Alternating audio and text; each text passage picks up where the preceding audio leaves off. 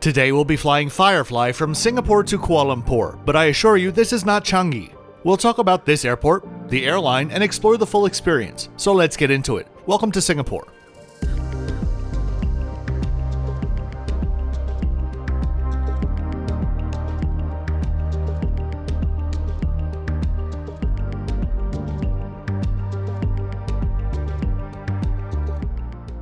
If you'd like to know the exact fare that I paid for my flight or my next 5 videos in queue, please check out the description below. And if you're new here, hi there and welcome. My name is Kevin. You found yourself on a channel that takes unbiased travel content pretty seriously.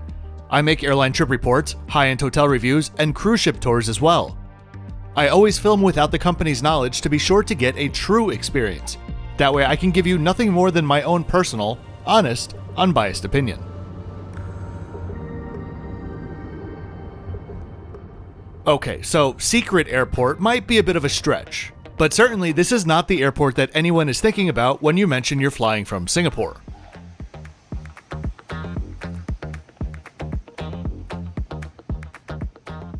Seletar Airport is on the north coast of Singapore, around a 20-minute drive from anywhere in the downtown core or Orchard Road areas.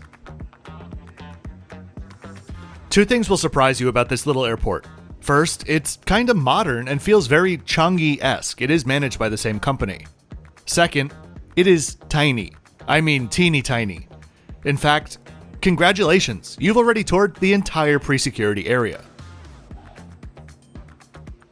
Our airline today, Firefly, is the only airline that operates out of this airport, flying to Kuala Lumpur's own secret but less secret airport of sorts a handful of times per day.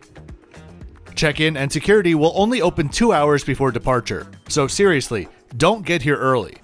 I'd say 60 minutes before departure would be fine, and that's if you want to play it pretty safe. The airport was originally opened in 1928 as a British Royal Air Force base and was turned over to Singapore in 1971. Today, the airport is used primarily for chartered flights or private aircraft, with the apron sporting a pair of Las Vegas Sands 737s today.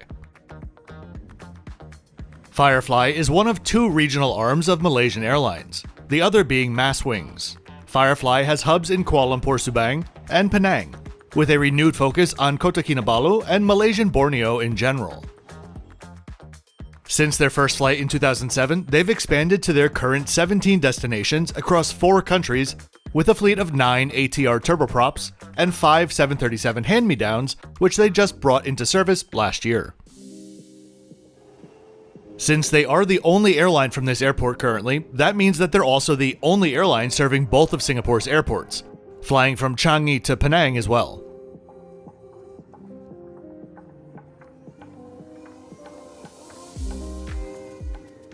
As we take a look at our inbound aircraft, let's take a look at today's flight stats.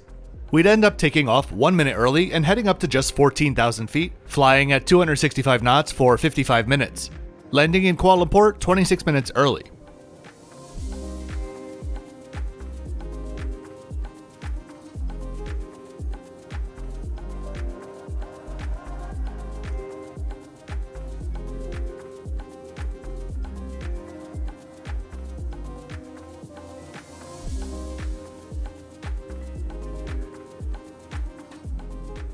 Boarding began, and it was more than a pleasant experience with just a short walk to our 14-year-old ATR.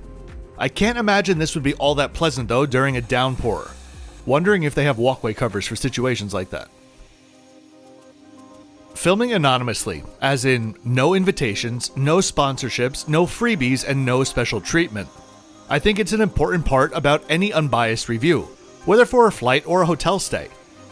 If you support honest travel content, please be sure to give this video a like and subscribe, the 2 easiest ways that you can help the channel continue to grow, so I can continue to put out this now 3 times weekly content. For those of you interested, my Patreon is also linked below.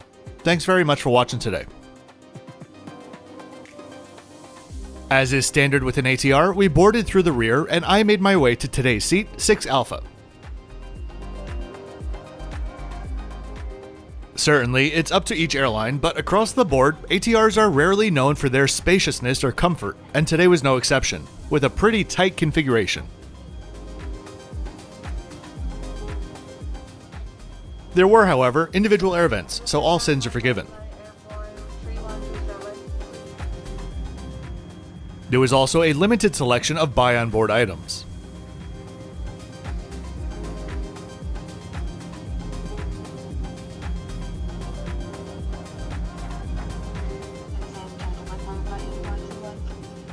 We pushed back as the manual safety demonstration was performed, and since we were the only active aircraft at the airport, we made our way to the departure runway pretty quickly.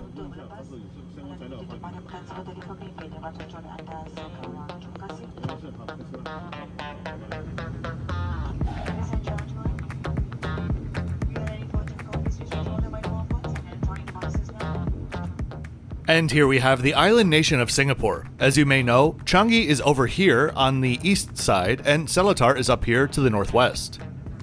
We'd be taking off to the northeast and would almost immediately cross into Malaysia. The spool up and take off are coming up next.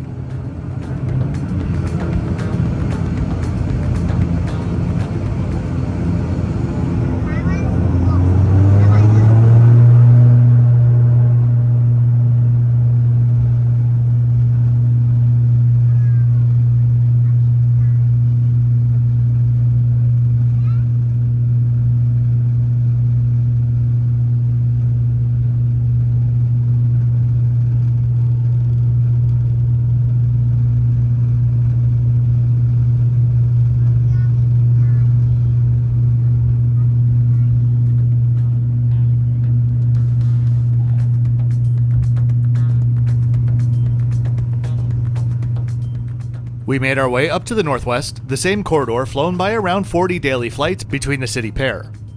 Just after reaching altitude, a quick snack service began.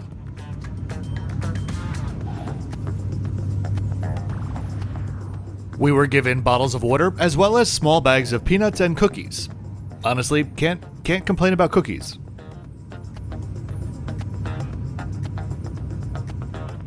The cloud cover became a bit thicker as we approached Kuala Lumpur. Similarly, you are likely familiar with KLIA, located to the south of the city, with Subang located up to the north.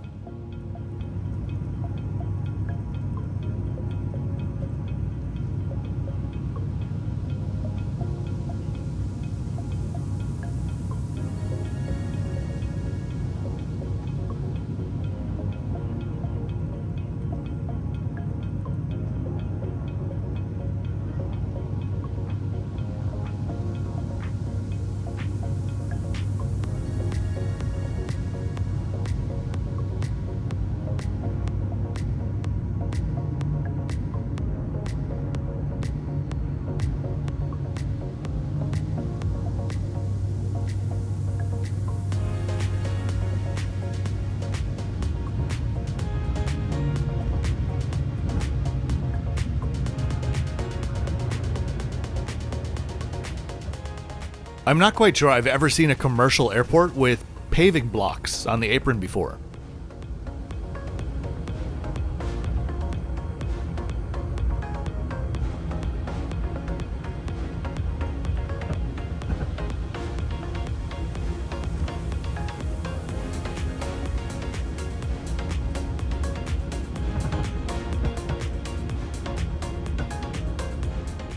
So here are my mixed thoughts.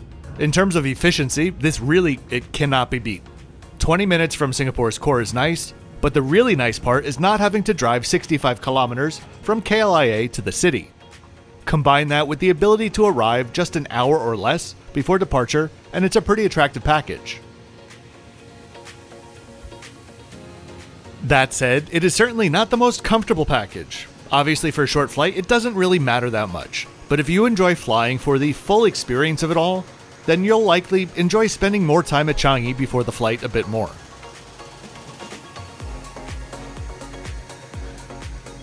It was also nice to at least have a very predictable immigration queue in Subang, compared to KLIA, which always seems to be either 3 minutes or an hour to enter the country.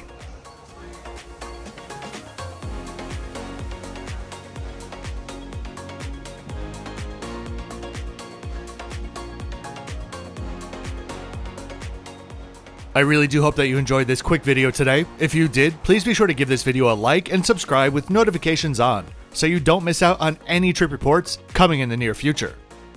I'll see you next time from Kuala Lumpur to Manila in Philippine Airlines business class.